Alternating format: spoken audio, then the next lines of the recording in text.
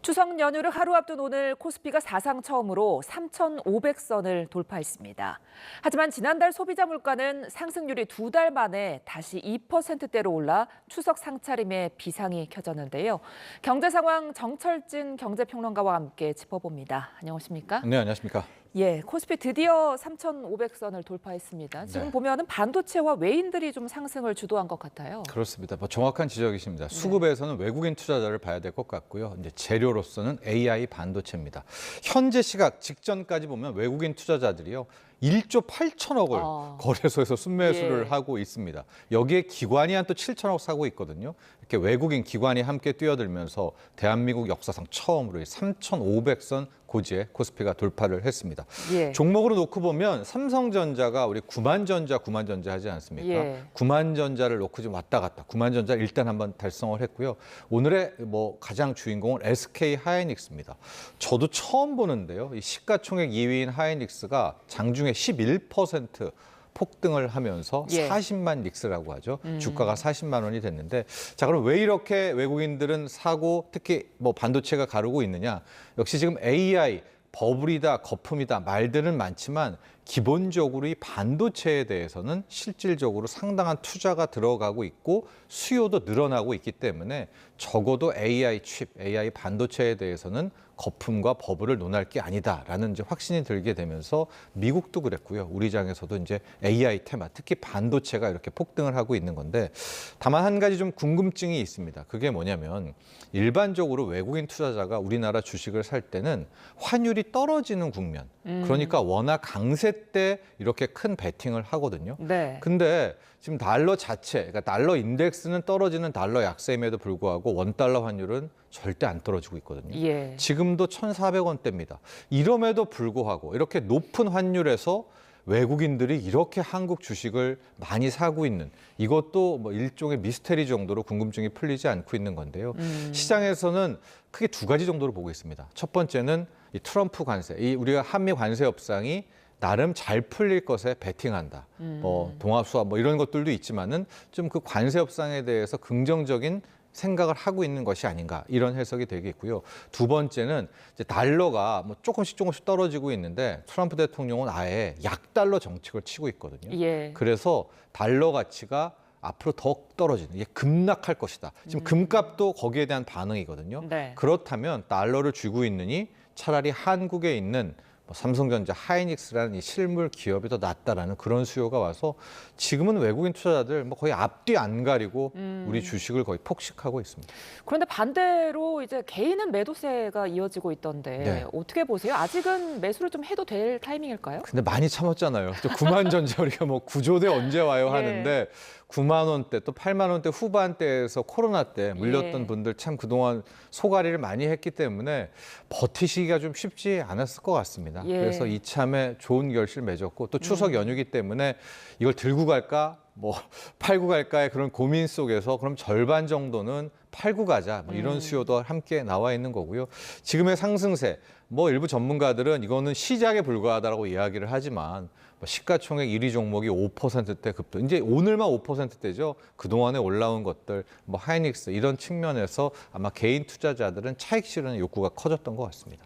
증시는 이렇게 좋은데 지난달 소비자 물가 상승률이 다시 2%대로 올랐다고 해서 걱정입니다. 게다가 이제 달걀은 어마어마하게 올랐더라고요. 2.1%로 다시 2%였습니다. 실은 지난달이 약간 착시 효과였거든요. 이제 1.7% 나온 것이 SK텔레콤이 해킹에 대한 그 피해 보상 차원으로 요금에 대한 그 인하가 나왔기 때문에 그게 전체적인 좀 물가를 끌어내려서 이 시간에도 그때 나온 1.7% 물가 좀 가짜다 그랬는데 역시 이번에 나온 것이 2.1%대입니다. 이제 물가 상승률이 나왔습니다. 9월이죠.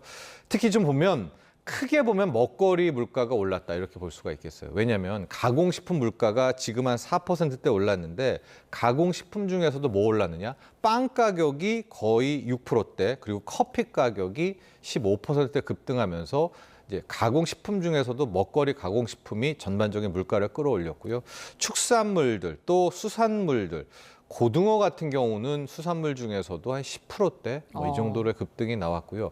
쌀 가격이 이렇게 또 급등하기는 쉽지 않은데 쌀도 거의 16% 지금 11% 올랐고 달걀이 이달에는 이제 9%대 올라가지고 두 자릿수는 아니네 하겠지만 지난달에도 8% 올랐었거든요. 예. 이제 그런 차원에서 달걀의 상승세도 같이 거침없이 이어지면서 크게 보면 이 먹거리 라인 쪽들, 먹거리 섹터의 물가가 올라서 크게 우리의 체감 물가를 끌어올렸다. 이렇게 보시면 되겠습니다. 그 최근에 왜 민생회복 소비 쿠폰 2차 지급이 있었잖아요. 혹시나 이 부분이 물가 상승에 좀 영향을 줬을까요? 조금 더 시간을 봐야 될 것 같아요. 이제 우리가 생각하는 것이 돈이 풀렸기 때문에 그 돈들이 오면서 시중의 물가를 올렸을.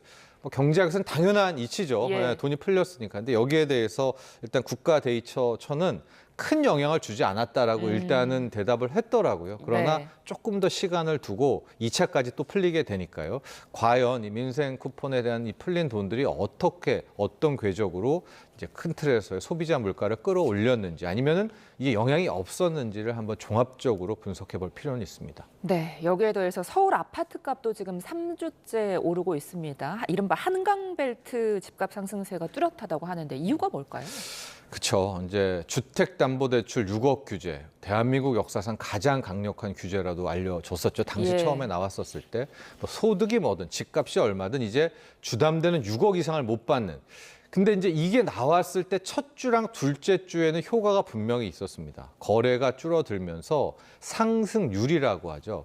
그러니까 마이너스로 하락이 된 건 아니었습니다. 상승률이 좀 상당히 줄어들었었습니다. 가령 뭐 0.1%, 0.2% 오르던 게 0.03, 0.04 이렇게 좀 상승폭이 줄었는데 그 효과가 이제 다시 전무해졌다라고 할까요? 뭐 말짱, 뭐 도루묵 뭐 이런 표현도 있겠지만은 다시 없어졌습니다. 지금 상승률이 다시 0.12, 0.19%까지 올라왔고 특히 강남 쪽은 아예 6억 규제에다가 거의 뭐 토지거래 허가에다가 이미 강남 아파트 평균 가격이 강남 3구만 놓고 보면 20억이 넘잖아요. 예. 네, 그런 상황이 돼서 강북으로 봐야 되는데 지금 저건 이제 상승폭이고요.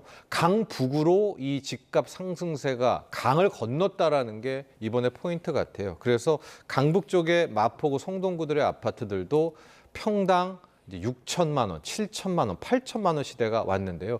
지금 저희 표에 나오는데 마포자이 같은 경우에는 뭐 전용 113, 우리가 흔히 말하는 40평형대가 지금 26억대가 나오고 있고요. 예. 성동구 같은 경우에는 이제 30평대가 25억. 그래서 이제 8천만 원대.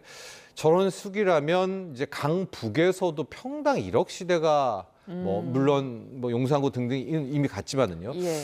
그 외까지도 퍼질 수가 있어서 지금 집값 상승 우려, 특히 추석 이후에 집값 상승에 대한 걱정들이 빠르게 확산되고 있습니다. 그러니까 정부가 부동산 대책을 내놓으면 오히려 집값이 더 뛰는 현상이 또 반복이 되고 있는 것 같은데 지금 김윤덕 국토부 장관이 이런 말을 했습니다. 장관 입장이 아니라 인간 김윤덕의 입장으로 보유세를 늘려야 한다고 생각한다. 이렇게 말했거든요. 네. 어떤 의미일까요? 저도 뭐 여기에 크게 동의를 하고 있는데요. 처음에 6억 규제가 나왔을 때 이게 잡으면은 좋겠는데 잡지 못할 때는 국민들이 어떻게 반발하느냐. 이건 소위 말하는 진입장벽을 세우는 거잖아요. 예. 나는 집을 사고 싶은데 소위 정부가 막아서 대출을 못 받게 해서 집을 못 샀다. 그러니까 이 주택 제한이라는 주택 규제, 대출 규제가 들어가게 되려면 집값이 안정이 돼야 명분을 찾는 거거든요. 예. 근데 좀 안타깝게도 현재는 집값이 계속 올라가고 있는 그런 상황 아니겠습니까? 예. 특히 강남 같은 경우에는 똘똘한 한 채라고 해서 이미 뭐 지방에 있는 집들, 강북에 있는 집들을 다 팔고 강북에 30억, 강남에 30억, 40억, 50억을 한 채를 사버린 거예요. 근데 여기에는 대출도 40억대, 50억대 아파트인데 거의 없습니다. 그러니까 이분들 같은 경우에는 굳이 집을 팔 이유도 없죠. 영끌이 예. 아니니까. 예. 게다가 뭐 여러분들 잘 아시겠지만 공급은 이제 없습니다. 서울에 택지를 만들기가 쉽지 않아요. 그러면 가장 안전한 뭐 곳에 가장 비싼 집을 갖고 있기 때문에 이 김윤덕 장관 이야기는 뭐냐면 이 똘똘한 한 채, 특히 강남이라든가 뭐 용산구라든가 이런 쪽에 갖고 있는 분들이 집을 내놔야 뭐 가격이 떨어질 텐데 내놓게 하는 방법은 보유세밖에 없지 않느냐. 그래서 이제는 진입 장벽을 막지 말고 기존에 들어가 있는 사람들에 대한 규제를 통해서 그분들이 집을 팔게 하는 뭐 그 수밖에 없겠다. 그런 거에 대한 이야기인 것 같습니다. 이런 상황 속에서 이제 서울시가 한강벨트를 중심으로 주택 공급 대책을 내놨거든요. 네. 실효성이 좀 있을까요? 그러니까 서울시와 정부가 완전히 다른 궤적입니다. 예. 이재명 정부, 현재 정부는 공공주도, LH가 주도해가지고 이끌어 가도록 해라. 뭐 이제 이런 식인데 오세훈 시장의 서울시 같은 경우에는 민간 쪽인 거고요. 특히 자기가 자신의 뭐 대표죠. 신통기획이라고 해서 재건축 재개발 쉽게 풀어줘야 된다. 예. 이거 빨리 단기간 해야지 새로 어떻게 땅 파고 뭐 착공하겠느냐. 기존의 재건축 재개발 사업을 활성화하겠다라는 이제 그런 것이고요. 또 하나의 민간 임대 대책 등의 행태법 중에 하나가 지금 아파트 하는데 이 빌라가 전세 사기 사건 이후로 빌라에 따른 소위 말한 임대 수요라든가 전세 수요라든가 이 거주 수요를 거의 흡수를 못하고 있어요. 다들 기피를 하고 있기 때문에 네. 이 비아파트, 빌라 쪽에서 전세 부분의 안정성이라든가 이런 부분을 활성화해서 거주 수요를 지금 너무나 아파트에만 몰려 있으니까 빌라 쪽으로 좀 빼야 되는 또 그런 안이라고 볼 수 있겠습니다. 알겠습니다. 오늘 말씀 여기까지 듣겠습니다. 지금까지 정철진 경제평론가와 함께했습니다. 고맙습니다.